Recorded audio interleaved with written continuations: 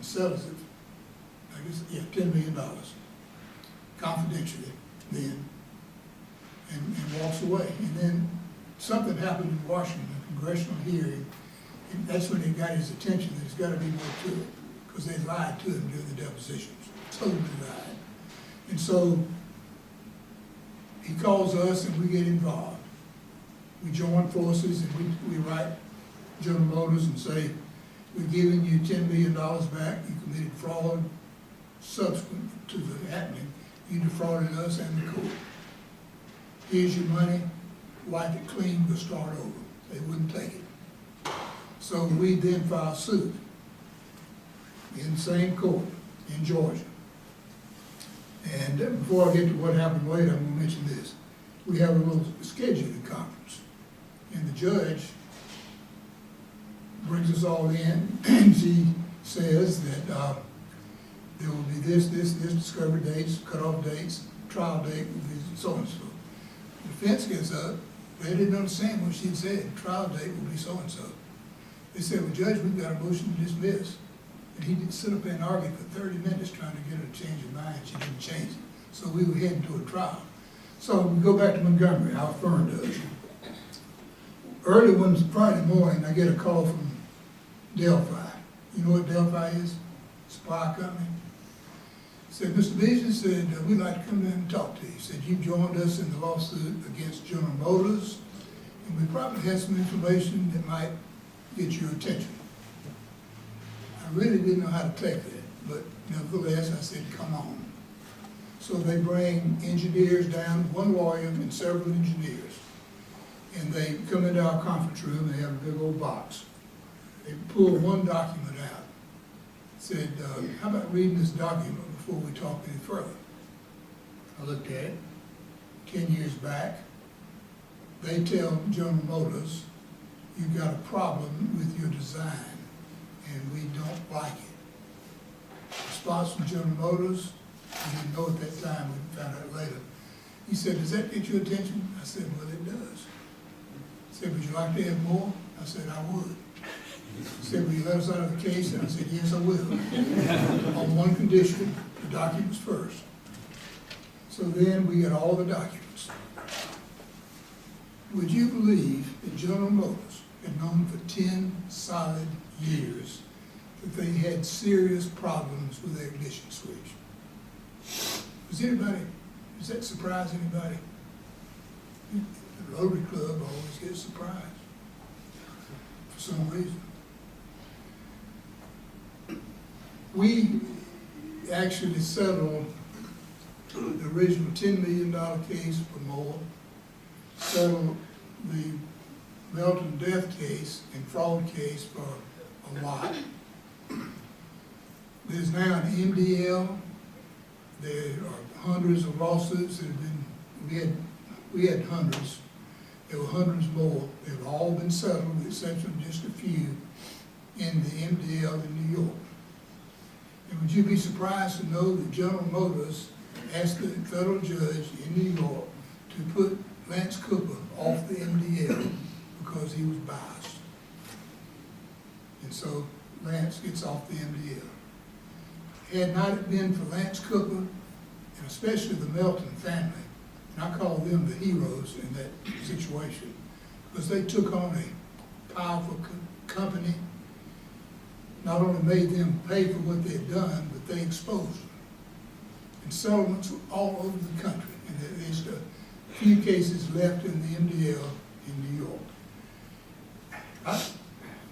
It bothers me, the attacks on the court system. It bothers me in Alabama, and I'm going to talk specifically to the judges in Alabama right now, and to both the plaintiff's bar and the defense bar. In Georgia, there's no money in politics in the judicial races. Does that surprise you? And you don't have to worry over there at all about getting a bad deal because of politics. We opened an office in Atlanta. I wish we'd opened it 25 years ago. The atmosphere there is totally different. The climate is different. Don't want to hurt anybody's feelings, but people on the Supreme Court over there read the briefs, read the transcripts, know what's involved. and don't depend on staff attorneys to write their opinions. Like, anyway, if that happens in Alabama, hopefully it'll change. The Vaux litigation, how many of you took Vaux, the painkiller? 2001, we filed the first lawsuit, and the way we found out about Vaux, we get a call, public citizen. How many of you know about public citizen? The medical director is a friend of ours. He called and said, Jerry said, you know anything about Vaux? I said, no, sir, I don't, doctor. He said, you need to learn. I said, why? He said, let me give you the case history. They started testing, the company's test. FDA doesn't test a single drug, as some of you know. The company, Merck, did the testing. Halfway through the testing, guess what happened? Got a history of heart attacks and strokes in great number. Would you expect Merck to report that to the FDA? They didn't. They did not report a single stroke, not one incident of heart attack, not one death. The drug was approved. And the way it works in the FDA, they have these committees, advisory committees, that look over all the studies and all the stuff and make recommendations. And unfortunately, they approved Vaux. So we filed the first lawsuit in 2001. 3 years later, Vaux was pulled from the market by the company, not because of any involvement of the FDA. Andy Birchfield, my firm, was co-lead counsel on the MDL in New York, in New Orleans. And we had a federal judge there who was probably as good a judge as I don't think I've ever been before, a judge that I felt more comfortable that was going to do the right thing for the right reason. And the thing that really made me feel good, we walked in for our first hearing, and I looked over there on the outside in the little waiting room. There was a table, and on the table was a Jere Beasley report. And I was thinking to myself, I sure hope to goodness I hadn't mentioned Vaux. Unfortunately, I had not. So we go before Judge Fallon and end up, we had to try some cases first before we finally got to the, we knew it was going to settle, because they could not let the public learn how bad they really were. So we ended up settling 38,000 plus cases for $4.9 billion with a B dollars. That company, somebody in that company should have gone to jail, in my opinion. And I would recommend to the U.S. Attorney's Office, if this sort of stuff needs to stop. If the government doesn't do its job on the regulatory level, the courts have to do it for them. And that's why I keep doing what I'm doing. In fact, we're involved in the Johnson & Johnson litigation right now. You're talking about a tough company that doesn't give a damn about anybody. It's Johnson & Johnson. I'm going to give you the quick history. And if any of you represent them, tell them I said so. This ain't in the court. This is in a public venue. 1970, Dr. Kramer from Harvard does work and finds out there's an association between talc and ovarian cancer. 1970s.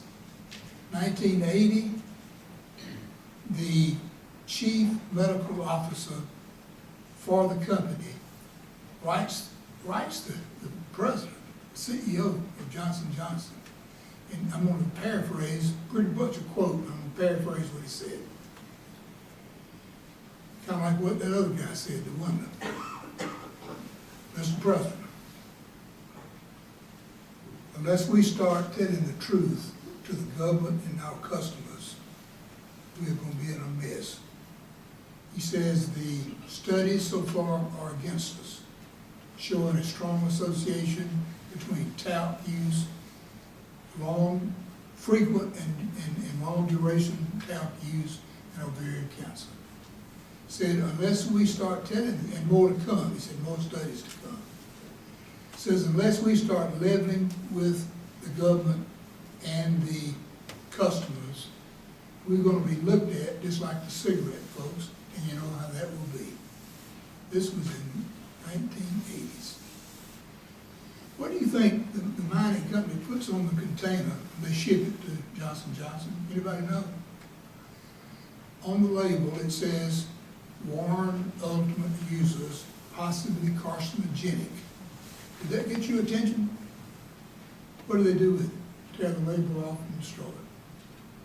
Put a little bit of perfume in the tap, which is a mineral mined out of the ground. It has arsenic, has all sorts of heavy metals. You could imagine, everything you could imagine bad is in there, almost. They know it. This bothers me probably as much as anything, and I've gotten a little bit callous, I'll admit. They did a study in roughly around 2000. And the study showed the frequent users of our products, shower to shower and baby powder, African-American women and Hispanic women. That's our target. So what do? They change their marketing. They aim it directly at those two communities nationwide. Bring in high-powered entertainers, athletes, people of color, and they tell their fellow people of color to use these products. They didn't know they were putting out poison. They were innocent pawns of a powerful company. Does that bother you that they would zero in on those two communities? It should shock you if it doesn't. It shocked me. And we have an African-American female lawyer who has dedicated her life to making them pay the price. Another white female lawyer is now co-lead counsel on the MDL in New Jersey. And ultimately, we hope that Johnson & Johnson, how many of you have seen the ads they're sending out, putting in every newspaper, TV, no problems, studies in our favor, does not cause ovarian cancer? I don't know. And we haven't tried the cases, we are trying, and we're gonna keep trying. And the lady who actually brought it to a head was Jacqueline Fox from Birmingham, Alabama, who developed ovarian cancer. Her little puppy actually diagnosed her own cancer. The puppy would get on her chest, and a dog's skin cry, and the dog would cry. And she called her nurse friend and said, my dog is just so upset for the last few days. I said, why? I said, get to your doctor immediately. She goes and she finds out she has ovarian cancer. She hires our firm, and we file suit. The last question put to her, and she's dying of cancer, and everybody knew. Defense lawyer, not from Birmingham. Birmingham folks would have no sense. Alabama folks generally would have no sense. This lawyer, stupid to the nth degree after this question, said, Miss Fox, why don't you just tell these folks the truth? You're in it for the money, aren't you? Tears came in that lady's eyes, and she looked her right in the face, and she said, let me tell you why I'm in this lawsuit. Said, I'm dying. Said, I won't be around to hear a verdict. I'm paraphrasing a little of it. Said, but the reason I'm in this mess, as you call it, is that I don't want you to be doing to other folks what you've done to me. And sure enough, a few weeks later, she dies. And to show you how stupidity can compound itself, another lawyer asked her son the very same question on the stand in St. Louis. And the jury resented it. And he gave him basically the same answer. And I am totally convinced that if we had asked that jury in a very, I've been reading how liberal the juries are in St. Louis. Y'all haven't been to St. Louis. They ain't liberal. In Alabama, Trump does about 64% favorability, which I think is sort of stupid too. That's another story. He's also very popular in Missouri. And so when I read these accounts about these moderate juries and these liberal juries in St. Louis, they ain't been there. So if we'd asked for $100 million, that jury would have given us $100 million, I'm convinced. We're gonna take this thing as far along as we have to go with it, because I have said this publicly, and I ain't afraid of being sued for libel or defamation. Somebody in Johnson & Johnson needs to go to jail. And I believe if a U.S. Attorney's Office saw what I've seen, they want to put them under the jail with a fair trial. So, y'all have any questions? I don't know how long you're going to keep me up there, but I got 17, 19, every time, right before I left, I got another case. I forgot about the Monsanto case in Anderson. Judge Cumberland had that case, by the way. If that case were around today, it would be an even better case. I don't know. If we don't wake up in this country and we start regulating like we should be regulating, Congress is really at fault. Now the president is trying to weaken regulations, which is another stupid move. And if y'all think I like him, you're kind of wrong. I'm going to tell you how I handled the crowd in Montgomery the other day. All these Republican friends of mine, every time I sit down to eat lunch with them, cussing Obama. Obama did this, he did that, he did. I said, oh, he ought to stay off my man. I said, he's out of office now, trying to make a living. They won't quit, they just keep on. I say, yo man, they all, he's great. So he's taking that regulation off and said, he don't like anybody, and he's hurting these folks. I said, but we're okay with that. I didn't know this guy, he walked in the door, in the restaurant door. I asked John Smith, I'll call him. He's a big business guy in Birmingham, has a big plant. I said, John, you see that fella just walked in? He said, yeah. I said, you hired that fella, did you know him? I said, no, I didn't know that. You know him? I said, yeah, I know him well. So he's had 4 divorces, about 15 affairs with every wife. He's cheated his way through life with 4 bankruptcies, doesn't tell the truth, doesn't pay his debts, doesn't have any concern for people. I said, did you hire that guy? Quote, hell no. I said, you're elected president. Wound it up real quick. Another word about Obama. Hey, Daddy, that one. I got a bunch of these cases. I don't know how much time we got. I'm going to mention 1 or 2 more, and that's it. I'm going to mention one case about cab guards. How many of you know what a cab guard is? In the back of a truck, next time you see an 18-wheeler or a large truck, you see something in the back called a cab guard. You realize that if you ask them on deposition, what is a cab guard? They'll tell you, is it a safety device? Oh no, oh no. What is it? They try to give you some answer. Usually made out of aluminum, which can be strong. But we tried a case against road gear. If anybody represents road gear, you can tell them what it is. We tried the case. A man is driving a log truck. He comes into a curve and he sees in front of him an obstruction. And so he gets off the road, sort of gets out of control a little bit, and finally a little bit of a minor fender bender. The logs on the back of that truck go into the cab through the quote, cab guard. Kill him instantly. So we get into the case. First deposition we took. Have you ever tested your cab guard? Answer, no. No testing? No nothing? We tested it, a comparable cab guard. How many logs do you think it took to penetrate the cab? 1. 1 log on the back will penetrate the cab. A full load of logs will crush the cab. So we tried the case, get a verdict. In deposition, we asked the safety director for the company, have you ever tested it? No. You have no idea how it's going to work? No. You put it out there as a safety device? Yes. Is it a safety device? No. All these are questions. I know the answers. So, again, I didn't ask for enough.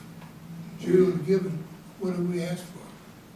But it did get their attention because now that company has, if you see their literature on the materials they give to the dealers who sell them, it's got on the back, do not use on a log truck, and has a skull and crossbones. That's the result of that case. So,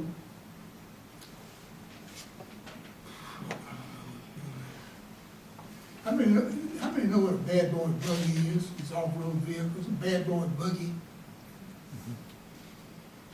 They're selling to kids, basically parents for kids. Never tested them, never had any idea they operated in the real world. They sold some 4,000 or 5,000.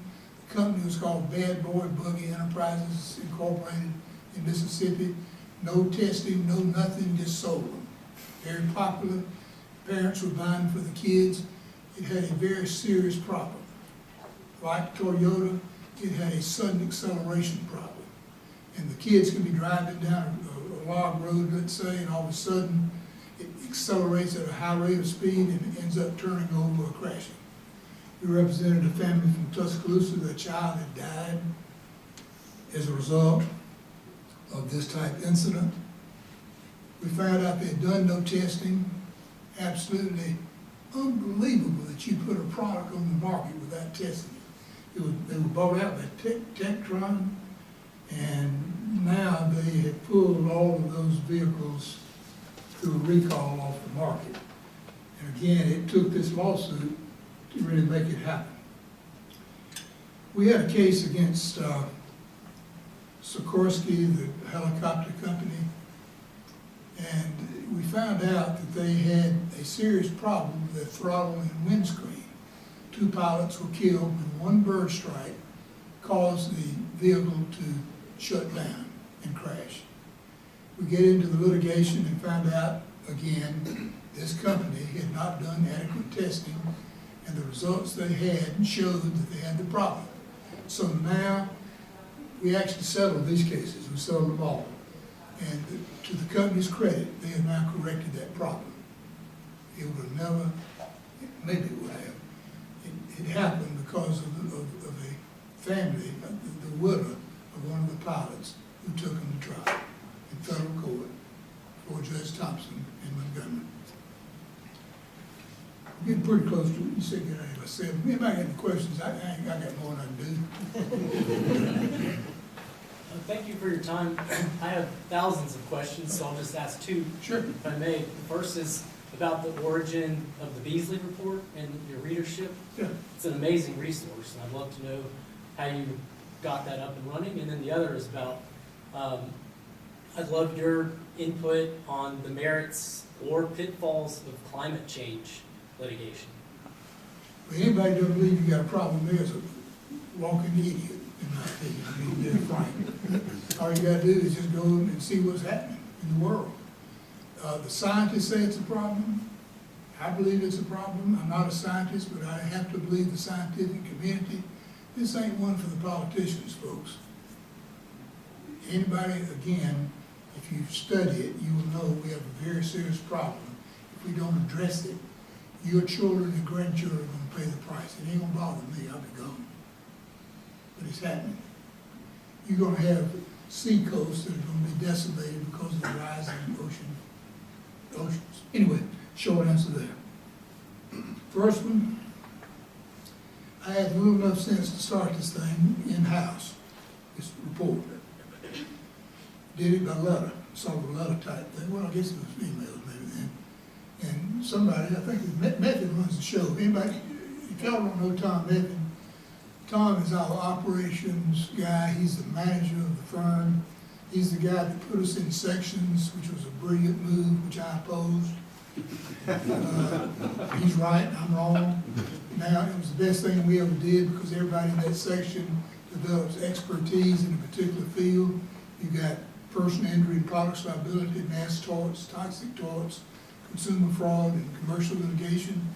Everybody in those fields know what they're doing, have adequate staff, doctors, nurses on staff, in-house investigators. Method runs the show.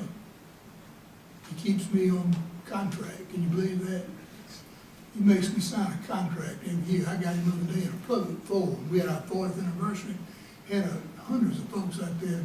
I told them, I said, 10 years ago, they'd have hung me in the public square, now they're giving them the key to the city, but they came out here, so let's be nice with them. So, gosh, I mean, I looked out there and see all those folks, and while I'm there, I said, this is a perfect time. I said, Tom Medford has already agreed now to a 10-year extension of my contract. Everybody in favor, all raise their hand. I said, I've even struck out that nasty arbitration clause. So anyway, back to the report. Now you get off this fancy thing called the internet. Anybody can get it. We don't charge anybody for it. At one time, we were sending out 63,000 hard copies to people that were getting it. And I try to be fair in what I put in there as far as the content.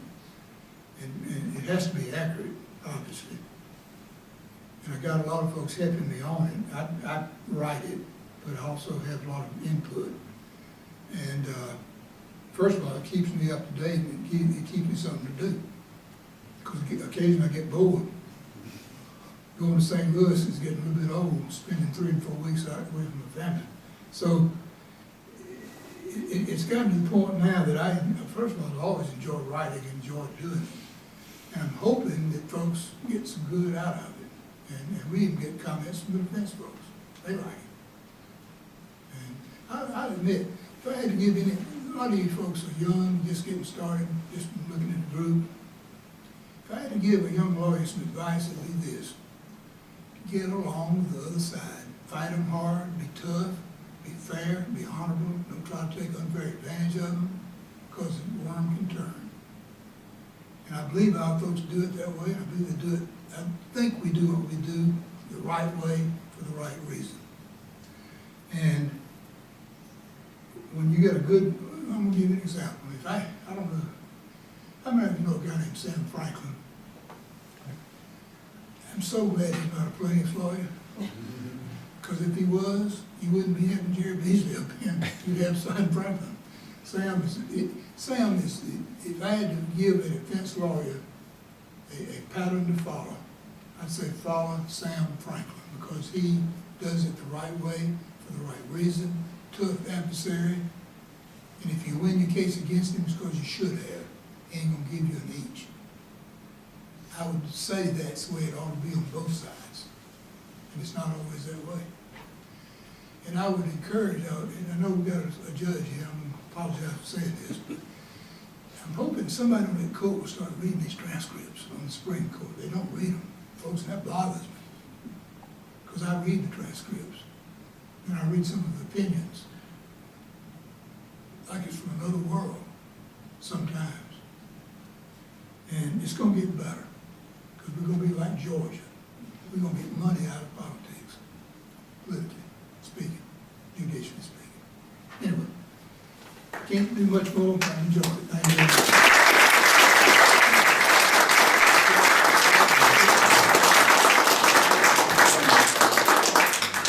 you. As a token of our appreciation, I have a granite plaque here that says, "In grateful appreciation, Arthur D. Shores, Robert S. Vance Inn of Court, Birmingham, Alabama, American Inns of Court, Chapter 292.